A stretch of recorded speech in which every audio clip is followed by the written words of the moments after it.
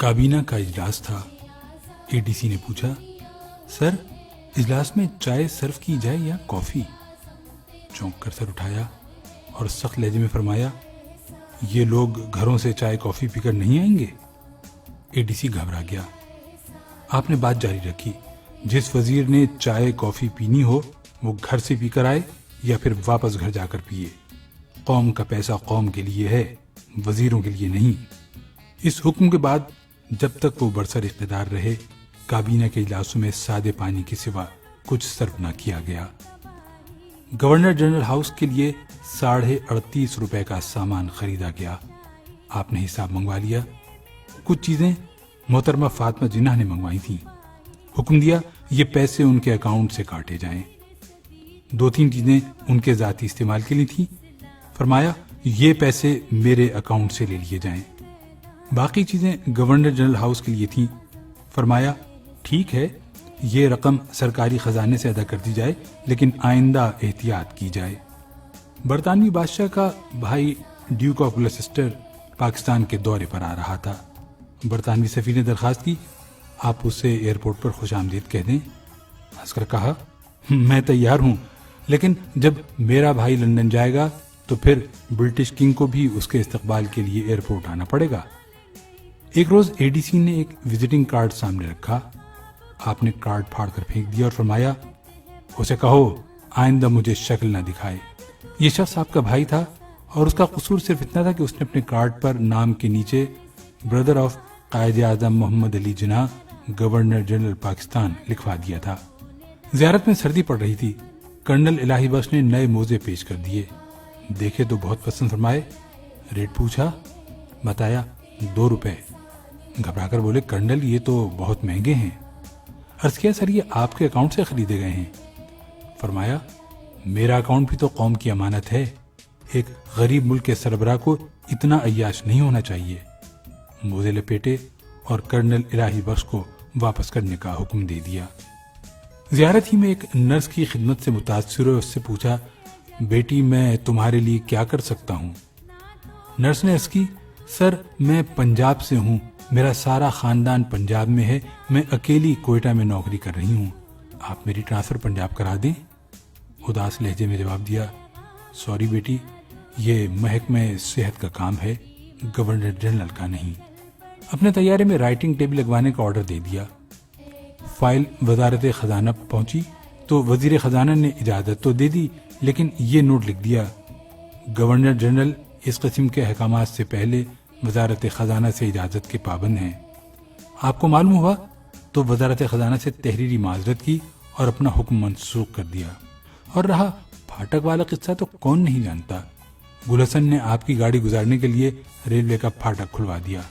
آپ کا چہرہ غصے سے سرخ ہو گیا، پھاٹک بند کرانے کا حکم دیا اور فرمایا، اگر میں ہی قانون کی پابندی نہیں کروں گا تو پھر کون کرے گا؟ یہ آج سے 65 برس پہلے کا پاکستان تھا، وہ پاکستان جس کے سربراہ محمد علی جناح تھے۔ لیکن پھر ہم ترقی کرتے کرتے اس پاکستان میں آ گئے جس میں پھاٹک تو ایک طرف رہے، سربراہ مملکت کے آنے سے 1 گھنٹہ پہلے سڑکوں کے تمام سگنل بند کر دیے جاتے ہیں، دونوں طرف ٹریفک روک دی جاتی ہے، اور جب تک شاہی سواری نہیں گزرتی ٹریفک کھلتی ہے اور نہ ہی اشارے، جس میں سربراہ مملکت وزارت خزانہ کی اجازت کے بغیر جلسوں میں 50 کروڑ روپے کا اعلان کر دیتے ہیں۔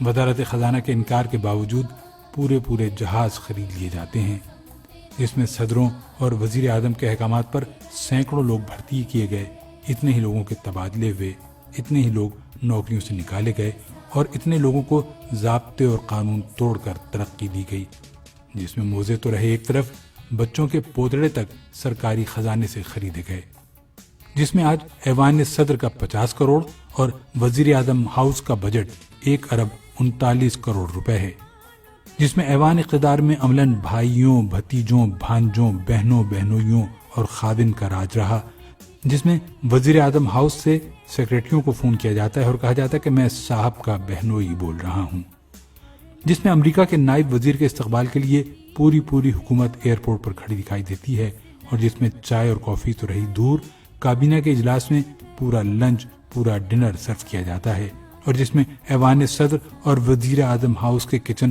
ہر سال کروڑوں روپے دھواں بنا دیتے ہیں۔ یہ پاکستان کی وہ ترقی یافتہ شکل ہے جس میں اس وقت 18 کروڑ غریب لوگ رہ رہے ہیں۔ جب Quaid Azam governor general house سے نکلتے تھے تو ان کے ساتھ پولیس کی صرف ایک گاڑی ہوتی تھی۔ اس گاڑی میں صرف ایک انسپکٹر ہوتا تھا اور وہ بھی غیر مسلم تھا۔ اور یہ وہ وقت تھا جب گاندھی قتل ہو چکے تھے اور قائد اعظم کی جان کو سخت خطرہ تھا۔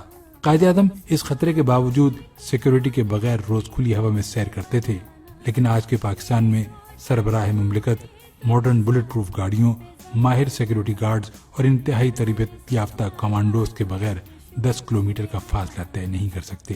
ہم اس ملک میں مساوات رائج نہیں کر سکے، ہم اسے ایک خوددار، باوقار اور ایماندار قیادت بھی نہیں دے سکے۔ یہ نہ دیں، ہم اسے جدید، ترقی یافتہ اور پرامن ملک نہیں بنا سکے، نہ بنائیں، لیکن ہم اسے واپس 1948 تک تو لے جا سکتے ہیں۔ ہم اسے 65 برس پرانا پاکستان تو بنا سکتے ہیں۔ کوئی ہے جو ہم سے یہ ترقی، یہ خوشحالی اور یہ عروج لے لے اور ہمیں ہمارا پسماندہ، غریب اور غیر ترقی یافتہ پاکستان واپس کر دے، جو ہمیں قائد اعظم کا پاکستان واپس کر دے کہ اس ملک کے 18 کروڑ عوام کو 2012 کے بجائے 1948 کا پاکستان چاہیے۔